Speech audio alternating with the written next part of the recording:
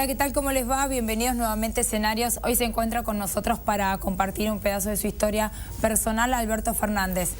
Ya lo conoce, voy a decir, ex jefe de gabinete. No, Alberto Fernández a secas, que es todo lo que significa. Gracias, Alberto Fernández. Gracias, Alberto, por venir. Muchas gracias. Siempre digo que detrás de un gran hombre, alguien que ha construido realidades, hubo un niño. Sí. ¿Que creció dónde? Alberto, contame un poco. A ver, yo nací en Caballito. De muy chico nos mudamos con mi familia a Villa del Parque, cerca de Jontinasca, 2 cuadras de Jontinasca. Y allí estudié mi escuela primaria, primero en un colegio que se llamaba República de México. Yo esto siempre lo rescato porque toda mi educación fue pública. Y yo le estoy muy agradecido a la Argentina por esa educación. Después los ¿Cómo se añora esa educación, no? ¿Cómo se añora? Claro, porque era además muy formativa. Claro, no, y era el orgullo de la escuela pública, ¿no? Era el orgullo de la escuela pública. Y después me terminé el colegio en un colegio primario que se llamaba Avelino Herrera, que queda a media cuadra de la cancha de Argentinos Juniors, y así me hice hincha de Argentinos Juniors, a pesar de provenir de una familia llena de hinchas de Boca. ¿Pudiste sobrevivir con todos tus hermanos? Sí, Tenés a Valentina y a Pablo. Y a Pablo. Pablo es hincha de River. Valentina no sé de qué es hincha, bueno, le gusta mucho el fútbol. No le gusta mucho el fútbol. Pero Pablo es hincha de River, fanático. Y bueno, yo me hice hincha de Argentinos Juniors. ¿Y quién te llevaba a la cancha? Siendo tan chiquito, ¿ibas solo? Ah, empezaste a ir cuando pudiste ir solo, claro, digamos. Bueno, yo tenía 10, 11 años, pero lo que pasa es que no pasaba lo que pasa hoy en las canchas de fútbol. No, y además me parece que en la calle, olvídate de llegar a la cancha de fútbol. Hoy nadie libera a un nene de 10 años que camine por la calle. No, olvídate si va a ir a la cancha de fútbol a los 10 años. Mandar a un chico solo a la cancha de fútbol a los 10 años es hoy en día un acto de responsabilidad. Sí, locura pero en total. aquel momento íbamos y me encontraba con mis amigos de colegio, con mis amigos del barrio, y íbamos a la cancha solos. ¿Y eras así como apasionado también, ya como fanático? Soy muy loco de Argentina. Sí. Esos de descomponerse cuando un partido está dado vuelta. Como el personaje ese, no me acuerdo cómo se llamaba, que mirando el descenso de River rompía todo. Sí. Soy muy parecido. Ah, pasional para todo. Sí, no, además es... Vos sabés, los que somos hinchas de equipos chicos tenemos como una dosis extra de fanatismo, ¿no? Porque es como que todo nos cuesta el doble, todo es más difícil. Y lo hacemos con mucho... Y hay que estar, además, apoyando. Claro, o sea, faltar a la cancha no era una posibilidad. Claro, no. De chico iba mucho, después lo seguí Argentinos toda mi vida, ¿no? ¿Jugaste al fútbol cuando eras chico? ¿Era el deporte que hacías hasta que te lesionaste? ¿Qué pasó? No, pero me lesioné de grande. Me lesioné jugando al fútbol en Olivos, me lesioné. Me rompí los ligamentos cruzados. Y sigo atajando, pero ya no puedo correr, me cuesta mucho. ¿De qué jugabas? Generalmente atajaba, siempre atajé. ¿Arquero? Siempre arquero. Ahí compito con Felipe Solá, que dice muy buen arquero. Nunca lo vi.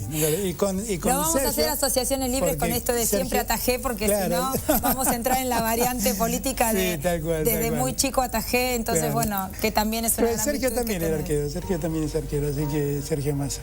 Hubo varios que atajamos ahí. Y bueno, también podríamos decir que Sergio es un gran arquero, que ataja hace bastante. ¿Con qué soñabas cuando eras chico? Yo digo que a veces ustedes tienen como esa gran pasión marcada a temprana edad, o no, surgen otras cosas, ¿no? Actor, bombero, ¿viste que mirábamos la tele en blanco y negro y conocíamos de memoria la programación y teníamos como esos ídolos de la niñez y uno soñaba? ¿Te pasó eso o siempre quisiste ser quien sos? A ver, yo abracé la política de muy chico. Claro. Yo siempre cuento, cuando estaba en 6º grado, en ese colegio Avelino Herrera, hubo una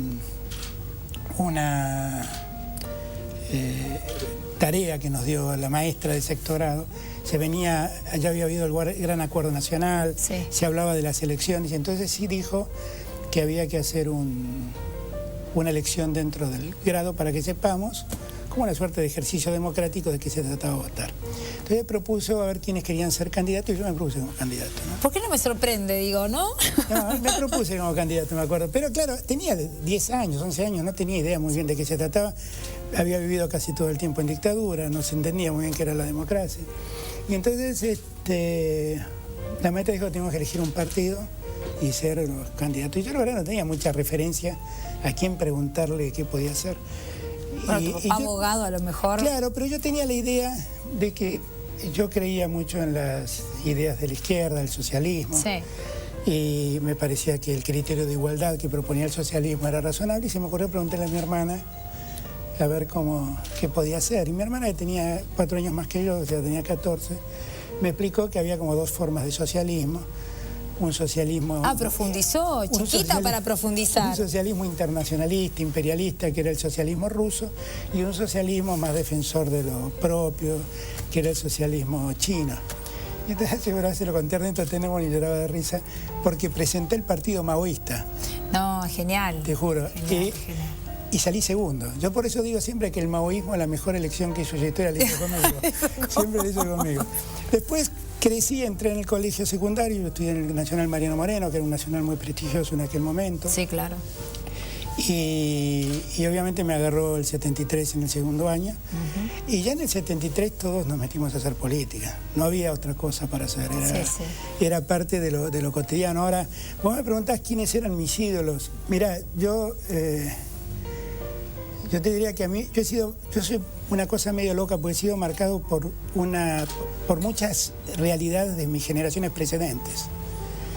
Yo, por ejemplo, si me preguntase quiénes eran mis ídolos en la adolescencia, yo te diría que Bob Dylan, Joan Baez fueron ídolos importantes, los Beatles. Sí, obvio. Yo tenía 10 años y mi locura por los Beatles era importante.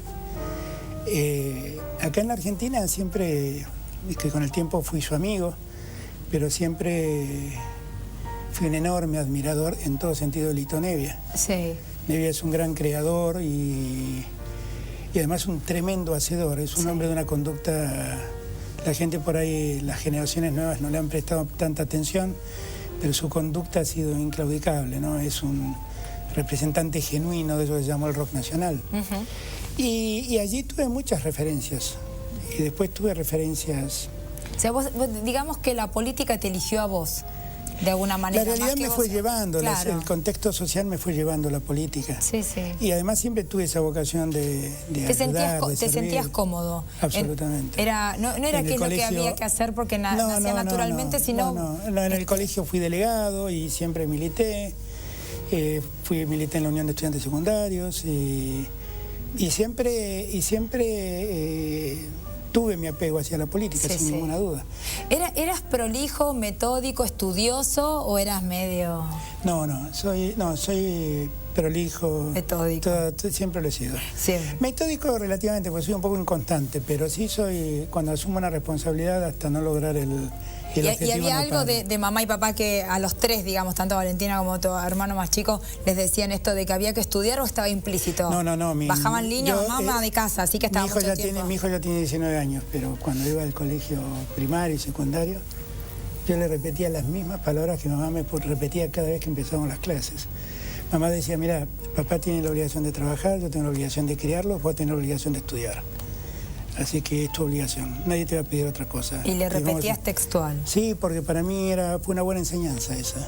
Es una forma de explicarle a un chico que él tiene una responsabilidad y que tiene que ver con su futuro, que no tiene que ver con uno. Porque muchas veces los chicos y uno mismo, cuando habla a los chicos, les habla desde el lugar de lo que quieren que para uno, y en verdad es el bien de ellos, no es el bien de uno, es el bien de ellos. Así que asumías la responsabilidad como algo normal y natural. ¿Travieso no eras? Era bastante tranquilo. Tranquilo, ¿no? Claro, porque en verdad yo veo ahora, por ejemplo, lo veo en mi hijo, ¿no? La rebeldía del presente es muy distinta a la rebeldía de entonces. No, pero no sé si rebeldía, digo, viste que a veces cuando los chicos son chicos, algunos son más aquietados. No, alguna vez sí he hecho travesuras. ¿Alguna anécdota de esas que tengas? Sí, una que me acuerdo siempre, una vez que mi hermana me trajo un caramelo ácido, me acuerdo que era muy feo, y lo saqué de la boca y dije, esto es una porquería, lo tiré por la ventana, me acuerdo, y fue a dar al parabrisas de un auto y le rompí el parabrisas al tipo. Ah, no. Y mi mamá me quería matar, pero fue totalmente involuntario, no fue ni por casualidad algo... Sí. Eso demuestra que el caramelo era espantoso. Sí. Para que haya sido además era una roca tirado... Para que haya sido capaz de romper un parabrisas... Te habría matado a vos también si te lo comías ese caramelo. Tal cual. ¿Abogado? Porque, después papá era juez y era abogado. Él también fue un modelo de conducta para mí. Fue el segundo marido de mamá y la verdad es que siempre fue muy importante. Yo siempre cuento que cuando a veces veo ciertos jueces con tanta facilidad para vivir y con tantas fortunas propias, Mi padre estuvo 40 años en la justicia. Lo dejaron cesante los militares en el año 76. Y cuando él dejó el cargo, vivíamos en una casa alquilada en Jontinasca, en Terrada y el Pido González exactamente, y andaba en un auto modelo 49. Claro. Y él tenía la enorme dignidad de ser juez. Y nosotros vivíamos con lo justo, porque no nos sobraba nada, tampoco nos faltaba. Éramos una típica familia de clase media, alguno podrá decir un poquito más acomodada, qué sé yo. Y recién cuando mi padre dejó la justicia es cuando le empezó a ir un poco mejor, porque ya en la profesión tenía más posibilidad de tener mejores ingresos. Pero para mí ese fue un modelo de conducta muy importante, pues para mí es una referencia clara. No, yo siempre digo que yo no me sentiría cómodo cometiendo un hecho de corrupción o una cosa así, porque la verdad lo tendría en el acto la imagen de mi padre. Sí, que es muy fuerte. Es muy fuerte. Y tu mamá, recordás, la que te decía, bueno, vayan y estudien, y además los sabores. No, los sabores mamá fue una madraza, mamá fue una madre enorme, es una madre enorme, es una madre enorme, sin ninguna duda. Una bonaerense nacida en Castelli, de esas que nos... Yo se esperaba con la comida preparada. Claro, se levantaba a la mañana cuando yo iba a tribunales y me hacía panqueques para el desayuno, no me acuerdo de esas cosas. Claro. Una cosa tremenda, mi vieja. Yo creo que todos en algún momento asociamos a la madre a la sopita caliente o esa comida, porque me parece que a lo largo de las historias que han pasado por escenarios todos tienen ese referente de, y mi mamá me esperaba cuando yo volvía de la facultad con la empanadita caliente o con esto. Es lo que uno siente donde el gesto está el de afecto, amor total. Es el gesto de amor, ¿no? Que son muchos, sin ninguna duda, la preocupación hasta el día de hoy, porque uno esté bien y demás, porque viste que los hijos... Son hijos toda la vida. Los hijos crecen, pero siempre son hijos y son tratados como tales. Yo me doy cuenta con el mío, que lo sigo tratando y sigo preocupado como si tuviera 8 años. A veces uno tiene la capacidad de entender a los padres antes de ser padre, y a veces cuando uno es padre se da cuenta de ese amor que uno conoce, el verdadero amor, ¿no? El amor que uno puede tener por los hijos. Claro, es que el amor del hijo es el único amor, yo siempre digo... El incondicional. Claro, me di cuenta cuando nació, es un amor incondicional, no te importa nada para quererlo. Claro, no hay nada, ni siquiera porque a la mujer uno le exige cierta lealtad, cierta fidelidad, y la mujer al hombre otro tanto, pero con el hijo no. Sí. El hijo hace que conozcamos el verdadero amor y sin barreras, sin condiciones. Vamos a hacer un corte y cuando volvamos me vas a contar tu carrera profesional, cómo comenzaste y cómo llegaste hasta acá. No se vaya, que hay más escenarios.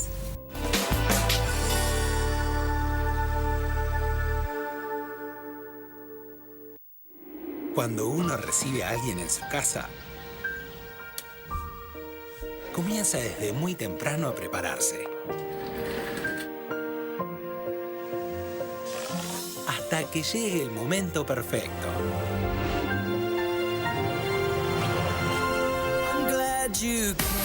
Qué bueno que viniste.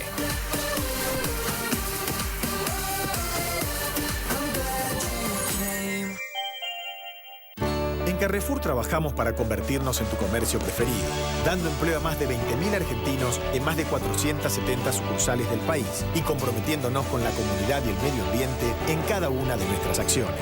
Actuamos hoy para vivir mejor mañana. Eso es para nosotros Carrefour Sustentable, nuestra forma de ser. Sumate.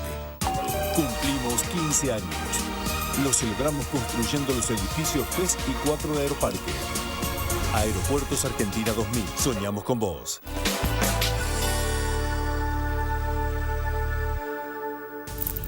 Bueno, me parece, yo siempre digo que con algunos personajes, no personas, ¿no? Tendríamos que hacer más de un programa. Con Alberto seguramente sería una posibilidad. ¿Cómo empezás profesionalmente? Bueno, te recibís de abogado. ¿Salís del secundario? Yo salgo del colegio secundario, ingreso en la Universidad de Buenos Aires, eran años de dictadura ya, había que dar un examen de ingreso, lo pasé, lo sorteé bien. Estudioso eras, así que eso no fue un problema. Estudioso eras, yo no tuve problemas con la carrera, ¿no? O sea, la verdad no tuve mayores problemas. Me recibí, apenas me recibí... ¿Trabajabas y estudiabas mientras estudiabas? Trabajé en tribunales todos esos años. Ah, o sea, hiciste como la experiencia paralela al estudio. Bueno, en verdad el trabajo de tribunales para un estudiante de Derecho es casi la práctica. Sí, ¿no? Y yo trabajé en la justicia penal y entonces... Muchos de los que hoy son jueces eran compañeros míos de entonces en aquellos años de empleado tribunalicio, judicial. ¿Y ya perfilabas ahí esto de, bueno, soy abogado, pero me gustaría incursionar en la política? Yo ya militaba en una organización que se llamaba, una agrupación que se llamaba Frente de Orientación Nacional, que reivindicábamos a Jauretche, a Forja, todo eso. Era una cosa bastante plural, donde había peronistas, había radicales, qué sé yo. Qué buena época esa. Y eso fue cuando llega la democracia. Por eso. Después de Malvinas. En esos años, en la Facultad de Derecho estaba también Jorge Argüello, que ahora es embajador en Portugal. Sí, sí. Y con Jorge fuimos a la primera elección que hubo del Centro de Estudiantes, con el Frente Peronista Universitario, me acuerdo, en un frente común. Y ahí hicimos una buena elección, fue la única vez que el peronismo salió segundo en la Facultad de Derecho. De Derecho, claro. Entonces hicimos una buena elección. Y me recibí, yo ya hacía ya 3, 4 años que venía estudiando Derecho Penal, siendo alumno, concentrándome en el Derecho Penal. Escribía en una revista llamada Doctrina Penal, que la dirigía Julio Mayer. Ahí conocí a muchos de los penalistas que hoy... a David Baigún, a Carlos Tosini, a Raúl Zaffaroni, Eugenio Raúl Zaffaroni. Y cuando apenas me recibí, concursé como adjunto y fui adjunto en la facultad a los 25 años. Y empecé a dar clases de Derecho Penal y lo sigo haciendo hasta ahora. Y cuando tuve 27 años, y también me había recibido hace un par de años, Juan Zurril me propuso ser el subdirector general de Asuntos Jurídicos de Economía. Y eso lo fui, y así fui. Y ahí empezó tu, digamos, no sé si empezó, pero como que plasmaste un cargo importante y una responsabilidad. Ahí empecé a ver un poco cómo funciona el Estado, que es una de las cosas que yo diría que tengo como ventaja, es conocer cómo funciona el Estado. En esos años con el Ministerio de Economía, Juan Zurril fue un gran ministro, que no le salieron las cosas bien, pero fue un hombre de bien y una persona inteligentísima, que tuvo uno de los mejores equipos de economía que hubo, con Canitrot, en fin, tuvo un equipo Torres, tuvo un equipo formidable. En materia Hay tantas cosas que tienen que acompañar para que una buena idea... Claro, lo que pasa es que, bueno, le tocó una mala época y un gobierno complicado. Yo siempre tuve una buena relación con Raúl Alfonsín, siempre cuento con orgullo que trabajé en su gobierno. Raúl Alfonsín fue un hombre enorme, yo lo seguí viendo cuando éramos jefe de gabinete, él me invitaba a comer a su departamento ahí. Enorme y muy noble, ¿no? Con una nobleza... enorme. Del que tengo además algunas anécdotas maravillosas. Yo trabajé con él cuando él era columnista en Desayuno hace muchos años y yo era muy chica. Me decía, estás más grande. Le digo, no, sigo siendo igual, que está más grande es usted.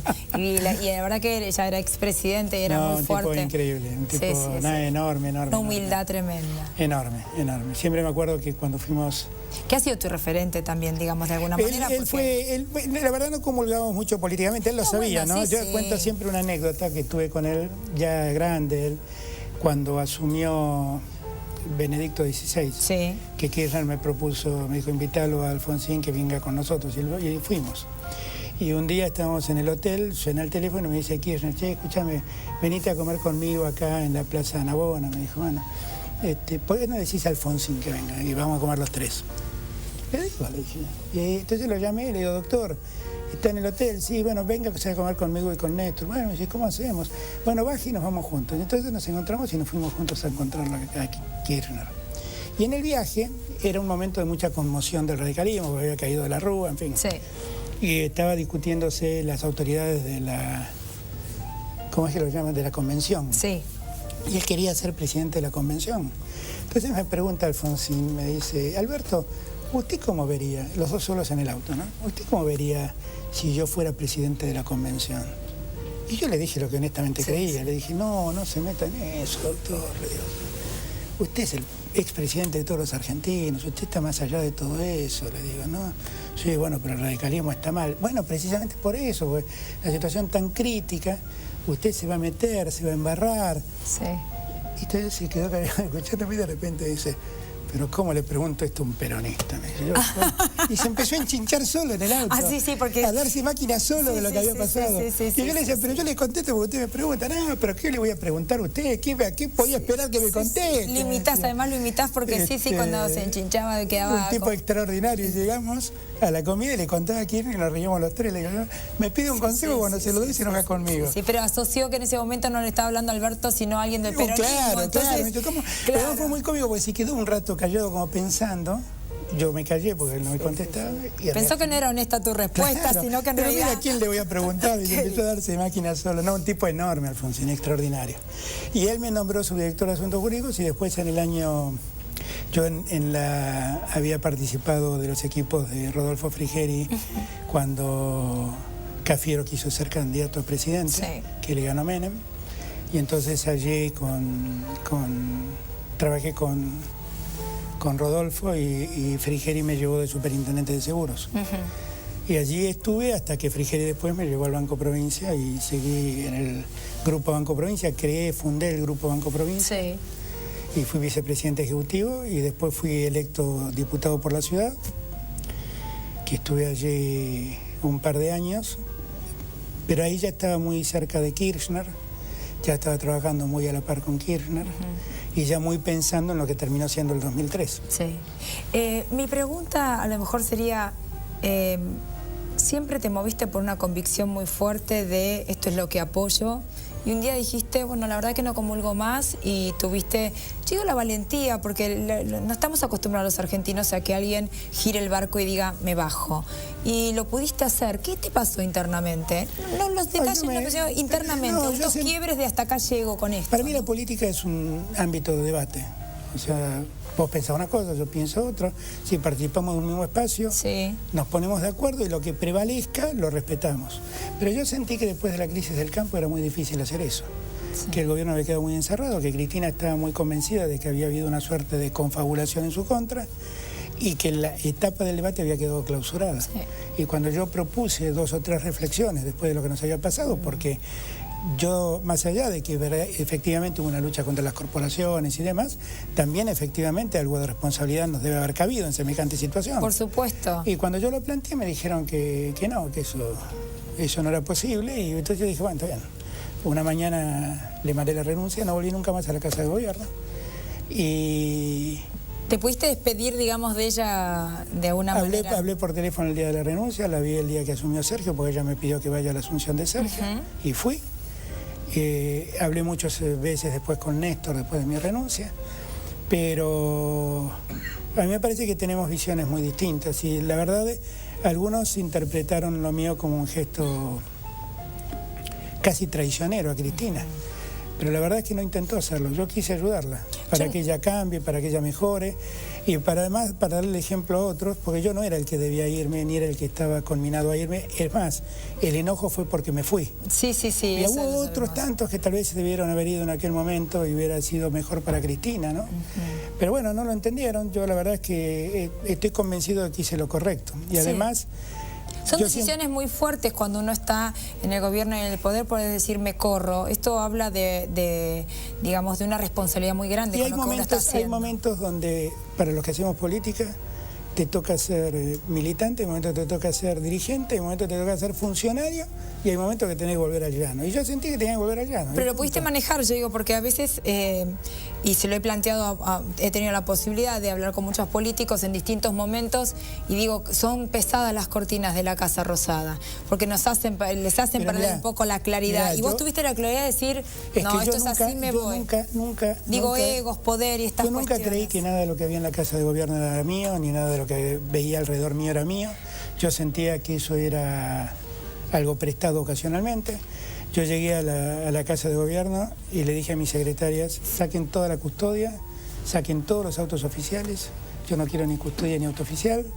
Yo me movía en mi auto, iba y manejaba yo, no tenía chofer, ninguna de mis secretarias tenía chofer ni autos oficiales. No, el celular que yo tengo es el celular que tengo del año 94, no he cambiado ni siquiera en mi día de jefe de gabinete el teléfono. Y la verdad es que yo creo que cuando vos haces esto y vos te das cuenta que lo que el poder te da solo es prestado, el día que no lo tenés no te pesa. Sí, no perdés la claridad, estabas por un propósito y cuando el propósito se terminó, te vas. Hoy estamos con aires renovados en el Frente Renovador, acompañando a Sergio en este momento. ¿Cómo te ves en los próximos años? ¿Cuáles son las ideas?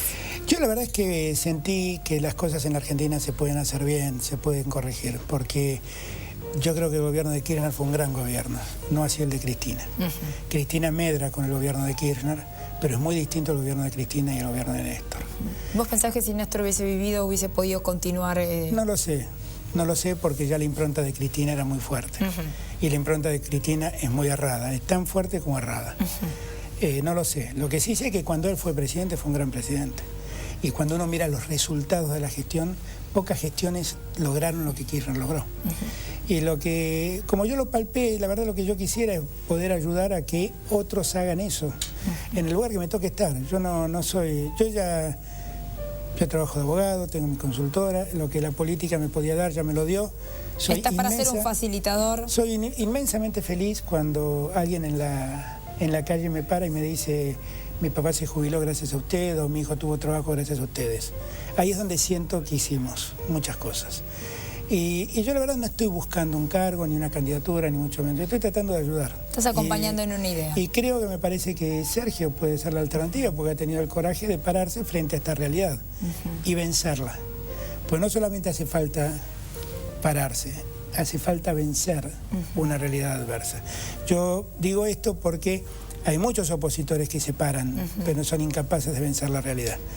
Y yo siento que Sergio de algún modo ha sido un punto de inflexión. Sí, porque además es una persona hacedora, ¿no? Con lo que hablábamos antes, cuando todos los demás son críticos, pero no hacen, él tiene un equilibrio entre Tiene algo que a mí me parece muy importante, y lo digo también como autocrítica. Mi generación tiene demasiado vivido, tiene demasiadas peleas en sus espaldas, carga con demasiadas desavenencias.